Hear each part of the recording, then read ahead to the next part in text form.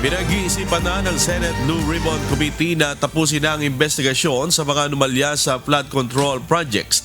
Ayon kay Committee Chairperson Senator Panfilo Lacson, binubuo na rin ang partial committee report para rito. Paniwala ni Senator Lacson, malaki na ang naibahagi ng Senado sa mga hakbang ng gobyerno laban sa mga anomalya sa flood control projects. Pagkatapos ito ng mahigit kumulang 4 na buwang mga pagdinig ng komite, kaugnay ng mga katiwalian sa mga naturang proyekto. Pag nakompleto na yung partial committee report and kung mag-wrap up na the committee report na talaga, and then we'll be submitting recommendations. Kasi remember, dalawa naman yung aspeto ng mandate. In AWC stage, isa naman investigation.